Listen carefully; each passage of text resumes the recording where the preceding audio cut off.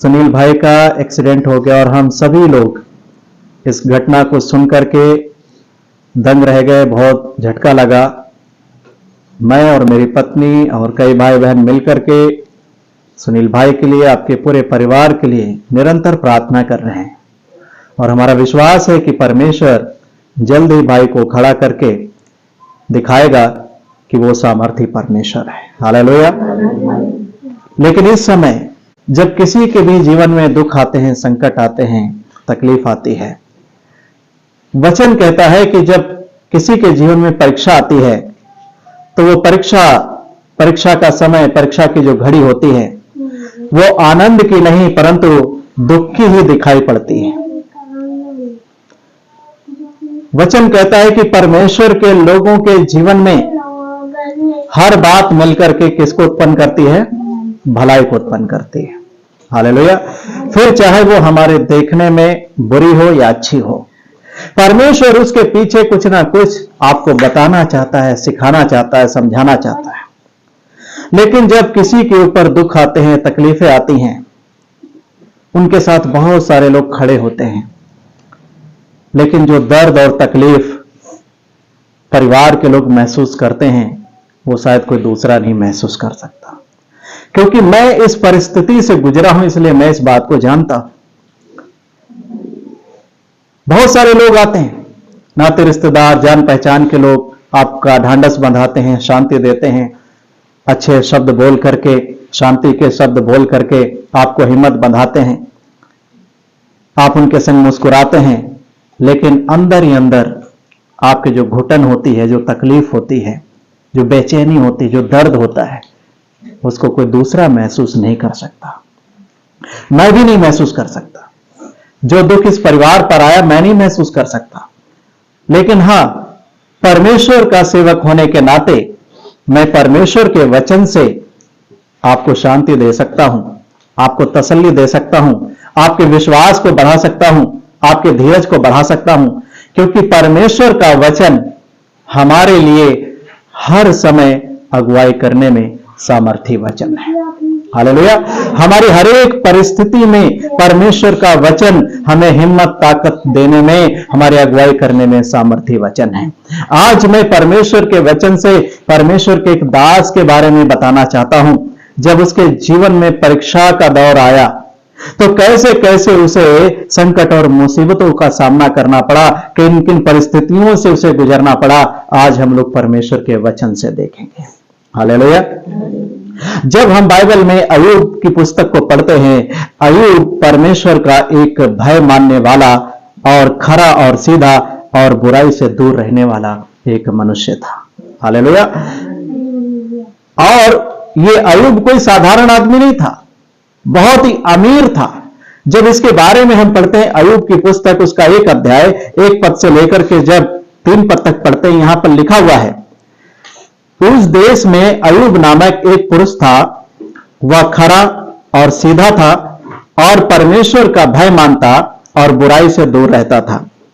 उसके 7 बेटे और 3 बेटियां उत्पन्न हुई।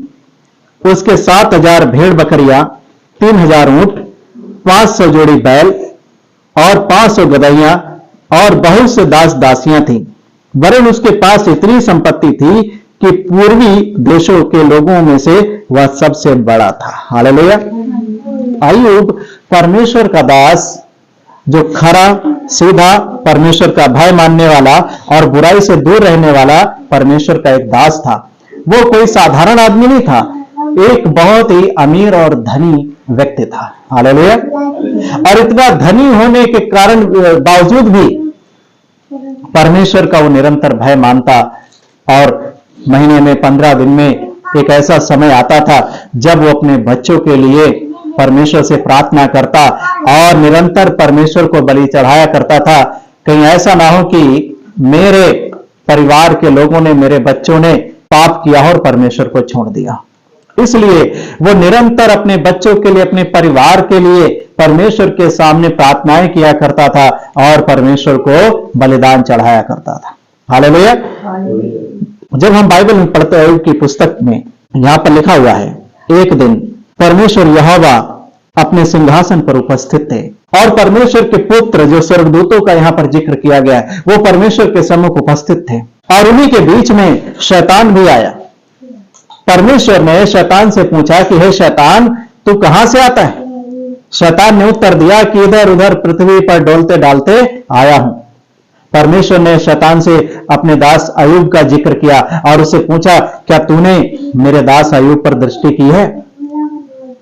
उसके जैसा खरा सीधा, मेरा भय मानने वाला और बुराई से दूर रहने वाला कोई दूसरा मनुष्य नहीं है। शैतान ने परमेश्वर की इस बात को सुनकर के परमेश्वर को उत्तर दिया कि क्या अय्यूब बिना लाभ के परमेश्वर का भय मानता है?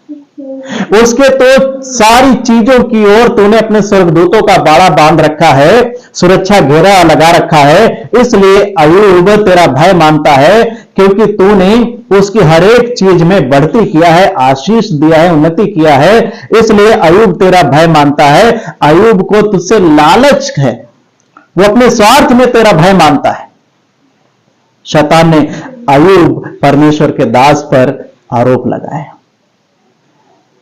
तो परमेश्वर ने उससे कहा कि ठीक है, तो एक काम कर, उसकी परीक्षा ले ले और फिर देखते हैं कि अय्यूब मेरा भय स्वार्थवश मानता है या प्रेम से, मुझे प्रेम करता है या अपने लालच में सिर्फ दिखावा करता है प्रेम करने का। शैतान को अधिकार दे दिया कि जाओ परीक्षा कर लो। और क्या हुआ? शैतान आया, उसके कितने जानवर थे? देखिए, मेरी बात सुनिए, 2 पद से पढ़िए इसको। उसके 7 बेटे और 3 बेटियां उत्पन्न हुई। देखिए, उसका परिवार जो था, सबसे पहले परिवार का जिक्र किया गया। क्या है? कितने बेटे थे उसके? 7 बेटे और 3 बेटियां थी। और उसके 7,000 भेड़ बकरियां। कितने हजार भेड़ बकरियां? 7,000 भेड़ बकरियां। और 3,000 ऊंट। 3,000 ऊंट। 500 जोड़ी बैल। 500 जोड़ी बैल। और 500 गदहियां। 500 गदहियां। और बहुत से दास दासियां थी। और बहुत से दास दासियां थी। वरन उसके पास इतनी संपत्ति थी कि पूर्वी देशों के लोगों में वह सबसे बड़ा था। हालेलुया। इतना संपत्ति रखने वाला अय्यूब परमेश्वर का दास। जब अय्यूब की परीक्षा हुई, शैतान को परमेश्वर ने अधिकार दिया, उससे कहा कि ठीक है, तो जो आरोप लगा रहा है कि अय्यूब अपने स्वार्थ के कारण परमेश्वर का भय मानता है, क्योंकि परमेश्वर ने उसकी उन्नति किया है, उसको आशीषें दी हैं, उसको बढ़ाया है और उसके सारी चीजों की ओर अपना सुरक्षा घेरा बांध रखा है, इसलिए अय्यूब परमेश्वर का भय मानता है। परमेश्वर ने कहा कि ठीक है, उसकी परीक्षा ले लो। जब शैतान आया तो शैतान ने क्या किया? सबसे पहले उसके बच्चे, अय्यूब के बच्चे अपने बड़े भाई के घर में मिलकर के दावत कर रहे थे, खाना खा रहे थे। एकाएक क्या हुआ कि जंगल की ओर से एक बड़ी आंधी आई और जिस घर के अंदर वो लोग बैठे हुए थे, उनमें क्या हुआ, एक बड़ी जोरदार टक्कर मारी। ठीक है ना? क्योंकि पुराने समय में जो घर बनाए जाते थे कैसे होते थे? लकड़ी के। ठीक है ना? ऐसे तो होते थे, पक्के मकान कम होते थे। तो क्या हुआ कि अय्यूब के बच्चे जिस घर में बैठे थे, एक जोरदार टक्कर आंधी ने मारी और क्या हुआ? वो घर अय्यूब के बच्चों के ऊपर गिर पड़ा और उसमें दब करके उसके 10 बच्चे क्या हुए? मर गए। एक साथ अय्यूब के 10 बच्चे मर गए। जब ये घटना हुई, अय्यूब के पास दौड़ता हुआ उसका एक सेवक आया और सारा हाल सुनाया कि तेरे बड़े भाई, तेरे बड़े बेटे के घर में सारे तेरे बच्चे मिलकर के क्या कर रहे थे? खाना खा रहे थे। एक आंधी आई, घर में जोर से टक्कर मारी और वो घर उन पर गिर पड़ा और सब जवान मर गए। जब ये बोल ही रहा था, तब तक दूसरा आ गया भाग करके, बोला कि हे अय्यूब, तेरी भेड़ बकरियों पर परमेश्वर की आग बरसी और वो सब जलकर भस्म हो गए। ये बोल ही रहा था, तब तक तीसरा आ गया, बोला कि हम तेरे ऊंटों को चरा रहे थे, शत्रु देश के लोग आए और वो हम पर धावा बोल करके तेरे जानवरों को, ऊंटों को लूट ले गए, तेरे दासों को मार डाला और मैं ही अकेला तुझे समाचार देने के लिए बचा हूं। जब तक ये बोल रहा था, चौथा भी आ गया, तेरे बैलों को, तेरी गदहियों को हम चरा रहे थे दूसरे लोग आए और सब जानवरों को लूट करके ले गए। यानी कि अय्यूब के ऊपर चारों तरफ से परीक्षाओं का एक हमला इसको कह सकते हैं। दुखों का चारों तरफ से एक पहाड़ टूट पड़ा। और आप जानते हो ऐसे समय में इंसान का मानसिक संतुलन कैसे हिल जाता है। हिल जाता है कि नहीं हिल जाता? दिमाग काम करना बंद कर देता है। चलो संपत्ति भी चली गई कोई बात नहीं, जानवर चले गए कोई बात नहीं, लेकिन माता पिता की असली संपत्ति क्या होता है? उनके बच्चे होते हैं, उनकी संतान होती है, बच्चे भी नहीं। ऐसे समय में अगर किसी के जीवन में ऐसा समय आ जाए, उसका दिमागी संतुलन हिल जाएगा। ठीक है ना? लेकिन अय्यूब ने क्या किया? ये सारी घटना को सुना और वो अपनी जगह से उठा, अपने सिर को मुड़ा करके, बागे को फाड़ करके परमेश्वर के सामने भूमि पर गिरा और परमेश्वर को दंडवत करके उसने कहा कि परमेश्वर ने दिया, परमेश्वर ने लिया, परमेश्वर का नाम धन्य हो। हालेलुया। मैं अपनी मां के पेट से नंगा निकला और नंगा वहीं लौट जाऊंगा। परमेश्वर ने दिया, परमेश्वर ने लिया, परमेश्वर का नाम धन्य हो। इन सब बातों में भी परमेश्वर पर अय्यूब ने कोई भी दोष नहीं लगाया। उसने मूर्खता से कोई भी शब्द अपने मुंह से नहीं निकाला। दूसरी बार फिर परमेश्वर के सामने शैतान हाजिर हुआ। परमेश्वर ने पूछा, शैतान से कहा, देखा तूने मेरे दास अय्यूब को, तूने तो उसका सब कुछ खत्म कर दिया, नष्ट कर दिया, लेकिन फिर भी मेरे दास अय्यूब ने मुझ पर कोई आरोप, कोई दोष नहीं लगाया। शैतान कहता है, प्रभु अब उसके क्या करो, उसको छुओ, उसके हाथ, उसको अपना हाथ बढ़ा करके उसके शरीर को छुओ, मतलब उसको पीड़ा में डालो, उसको संकट में डालो, तब वो आपके मुंह पर आपकी निंदा करेगा। परमेश्वर ने शैतान से कहा, जा, तुझे यह अधिकार दिया, बस उसके प्राण को मत लेना, ये भी परीक्षा ले लो। शैतान गया और उसको क्या किया? छुआ और उसके पूरे शरीर में फोड़े फफोले निकल आए और अय्यूब दर्द के मारे चिल्लाने लगा, करहा उठा और राख में बैठ करके खपरेल लेकर के खुजलाने लगा और पीड़ा और दर्द के मारे चिल्लाने लगा। जब ऐसा हुआ तो उसकी पत्नी कहती है, क्या तू अब भी अपनी खराई पर डटा हुआ है? परमेश्वर को गाली दे और मर जा। अय्यूब ने अपनी पत्नी को डांट करके बोला, तो एक मूर्ख स्त्री के समान क्यों बात करती है? क्या जिस परमेश्वर के हाथ से हम सुख लेते हैं, क्या दुख ना ले? इन सब बातों में भी अय्यूब ने कोई भी परमेश्वर पर आरोप नहीं लगाया और ना ही अपने मुंह से कोई मूर्खता से कोई बात निकाली। हमेशा अपने दुखों के द्वारा भी किसको महिमा देता रहा? परमेश्वर को। हालेलुया। जब किसी के जीवन में कोई दुख आते हैं, तकलीफ आते हैं, बहुत सारे मित्र लोग आ जाते हैं, जानने वाले आ जाते हैं, शांति देने के लिए, तसल्ली देने के लिए, ढांढस बंधाने के लिए। जब हम अय्यूब की पुस्तक में पढ़ते हैं तो अय्यूब के ऊपर जब ये दुख आया, संकट आए, उसके 10 बच्चे खत्म हो गए, सारी संपत्ति नष्ट हो गई, ठीक है ना, वो खुद बीमार हो गया, तो अय्यूब के 3 मित्र भी आ गए शांति देने के लिए। बातचीत करते करते उन्होंने अय्यूब पर क्या आरोप लगाया कि तूने कोई पाप किया, इसलिए तुझे पाप का दंड मिल रहा है। और ये कोई साधारण लोग नहीं थे, ये परमेश्वर को जानने वाले लोग थे। जब हम इस पुस्तक को पढ़ते हैं तो बार बार ये परमेश्वर का जिक्र कर रहे थे, परमेश्वर का नाम ले रहे थे, साधारण लोग नहीं थे। लेकिन अय्यूब पर क्या आरोप लगा रहे थे कि तूने कोई पाप किया, इसलिए तुझे पाप का दंड मिल रहा है, ठीक है ना। जब मेरे जीवन में इस 2023 में कष्ट आए, संकट आए, इस साल के शुरुआत होते ही जनवरी के महीने में मेरी वाइफ को अस्पताल में एडमिट कराना पड़ा। उनकी हालत खराब होती गई और क्या हुआ, उनका बड़ा ऑपरेशन करके बच्चे को पेट से निकालना पड़ा। 6.5 महीने का ही बच्चा पेट से बाहर निकाल दिया। एनआईसीयू में बच्चे को डाल दिया, वेंटिलेटर पर 18 दिन चला गया। जब ये सारी घटना हमारे साथ हुई, लगभग 2.5-3 महीना हम अस्पताल में लगातार रहे, तो कई लोगों ने बातें करना शुरू कर दिया कि इन्होंने कोई पाप किया है, इसलिए इनको दंड मिल रहा है। मेरी पत्नी के लिए बोला कि इन्होंने पाप किया, इसलिए इनको दंड मिल रहा है। मेरे लिए बोला कि इन्होंने पाप किया, इसलिए परमेश्वर इनको दंड दे रहा है। और जो आरोप लगा रहे थे वो कोई साधारण लोग नहीं थे, वो परमेश्वर के लोग थे। अपने आप को यीशु के लोग कहते हैं, परमेश्वर के लोग कहते हैं। कुछ लोग सेवा करने वाले। जब ये बातें मेरे कानों में पड़ी कि उस भाई ने, उस बहन ने आपकी पत्नी के लिए, आपके लिए ऐसा बोला कि कोई पाप किया है इन लोगों ने, तभी इनको पाप का दंड मिल रहा है। हम लोगों ने कुछ नहीं कहा, हमने सिर्फ परमेश्वर की ओर देखा, परमेश्वर का धन्यवाद किया और हम अपना चुपचाप मुंह बंद करके उस बात को भूल करके अपने काम पर लग गए कि कैसे अपने बेटे को ठीक कराना, उसका इलाज कैसे कराना है, आगे क्या करना है। उन सब बातों को भूल गए, एक कान से सुना, दूसरे कान से निकाल दिया। हालेलुया। जब किसी के जीवन में कोई दुख आता है, संकट आता है, तकलीफ आती, तो कुछ लोग क्या कहते हैं, इन्होंने जरूर कोई गलत काम किया होगा। कहते कि नहीं कहते हैं?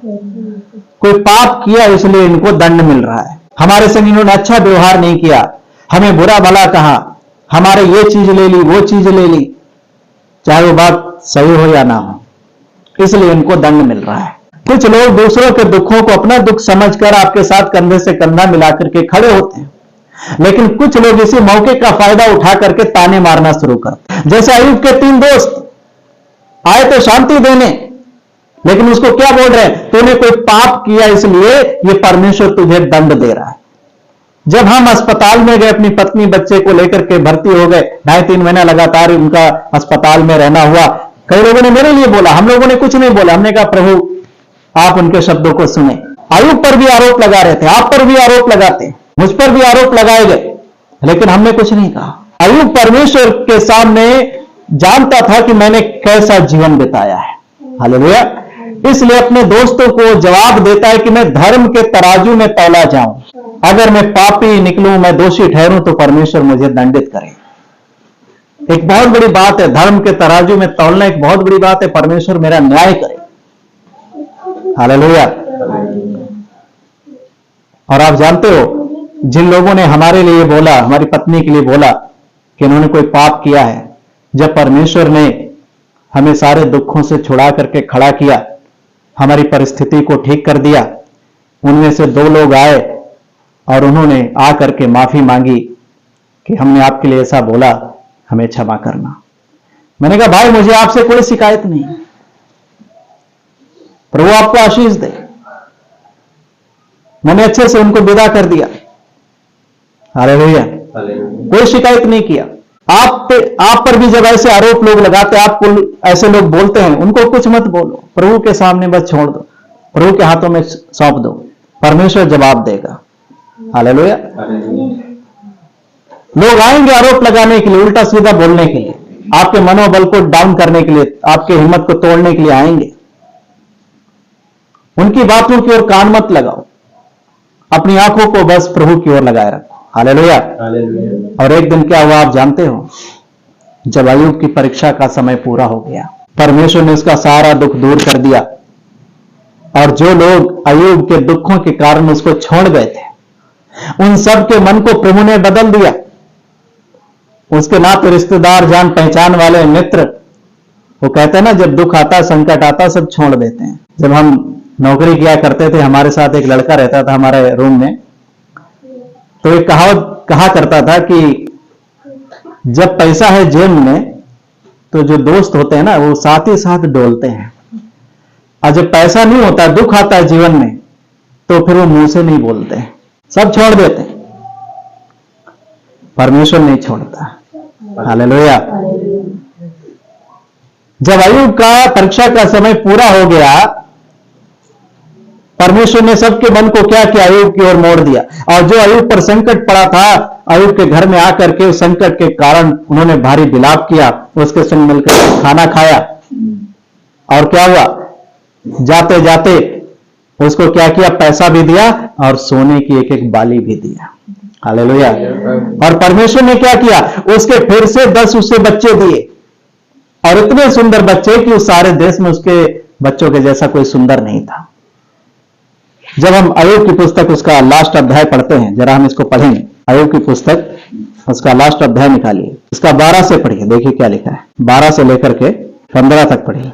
यहोवा ने अय्यूब के बाद के दिनों में उसके पहले के दिनों से अधिक आशीष दी। क्या लिखा, यहोवा ने अय्यूब के बाद के दिनों में उसके पहले के दिनों से अधिक आशीष दी। क्या हुआ?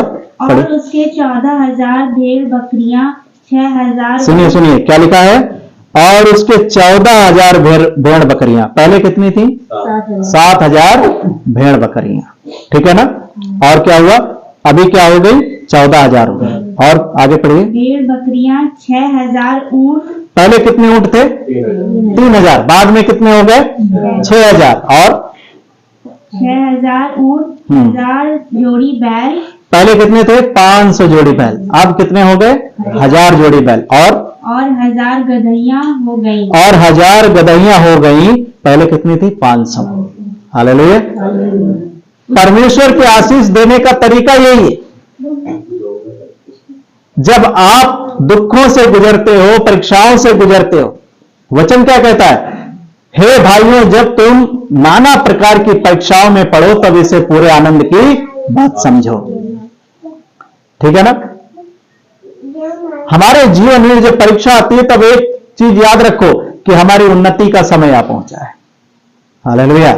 हमें आगे बढ़ने का समय आ पहुंचा है। ये देखिए, बच्चे पढ़ते हैं, हम भी जब पढ़ते थे, जब परीक्षा आती थी जीवन में तो थोड़ी घबराहट होती कि नहीं होती?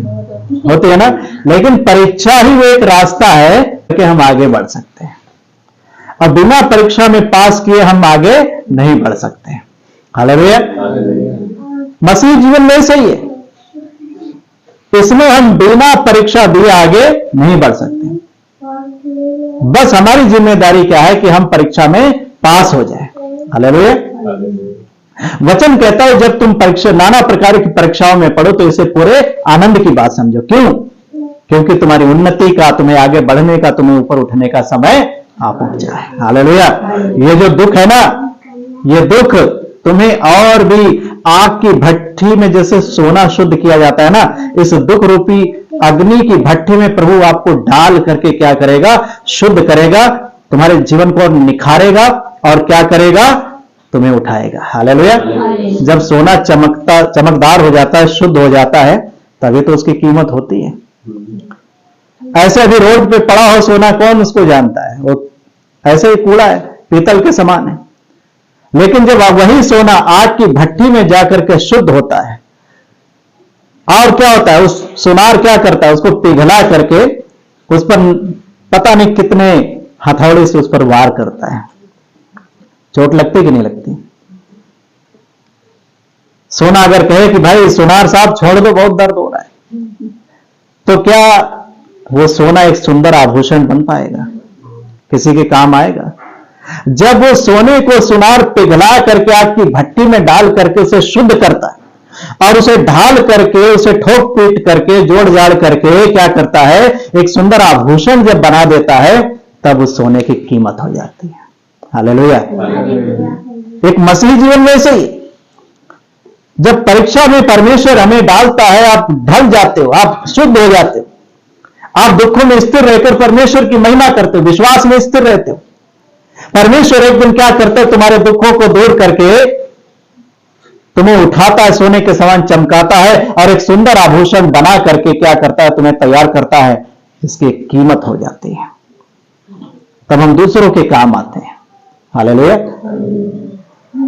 तो अय्यूब देखिए, परीक्षा में पास हो गया। लिखा है कि तुम्हारे जीवन में जब परीक्षा आए तो उसे आनंद की बात समझो। लेकिन कई बार आनंद दिखाई नहीं पड़ता, शोक की बात दिखाई पड़ती है। सबके जीवन में स्वाभाविक है ऐसा।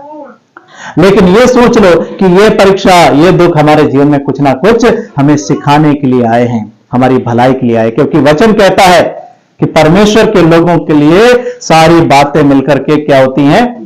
भलाई को उत्पन्न करती है। हालेलुया। हालेलुया। अय्यूब ने जब परीक्षा पास कर लिया, परमेश्वर ने क्या किया? उसको दुगनी आशीष दिया। आशीष पाने का यही एक रास्ता है। हालेलुया। परमेश्वर कैसे आशीष देता है? लोग संगतियों में जाते हैं, क्या चाहते हैं परमेश्वर से? कि हमें आशीष मिल जाए। आशीष कैसे देता है परमेश्वर?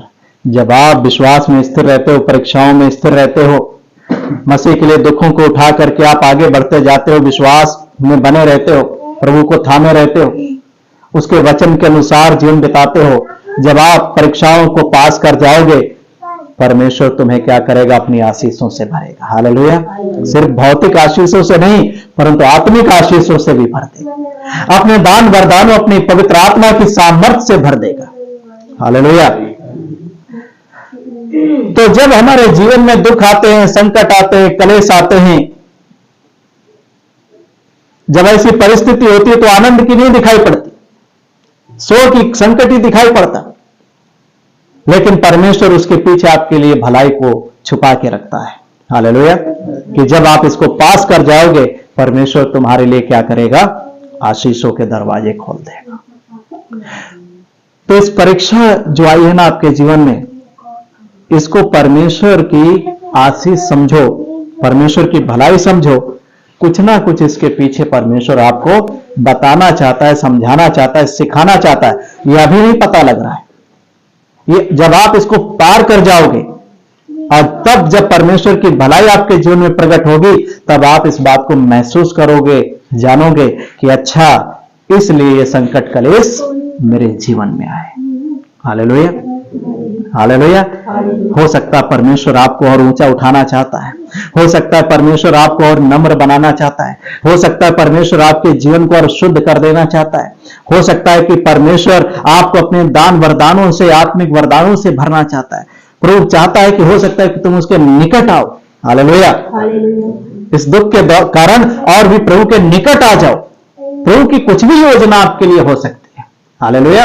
यह भी नहीं, आगे चल के आपको समझ में आएगा जब आप इसको पार कर जाओगे। हालेलुया। अय्यूब को कब समझ में आया, पास हो गया, दुगनी आशीषें आ गई। अच्छा, अय्यूब को समझ में आ गया, परमेश्वर मुझे और दुगनी आशीष देना चाहता था, इसलिए मेरे जीवन में कष्ट आया, इसलिए दुख आया। हालेलुया। तो इस दुख को सह लो, धीरज से, संयम से। एक दिन प्रभु इस दुख को जब दूर करेगा, आप परमेश्वर की आशीष से पाकर के तृप्त हो जाओगे। हालेलुया। हालेलुया। परमेश्वर आपको आशीष दे।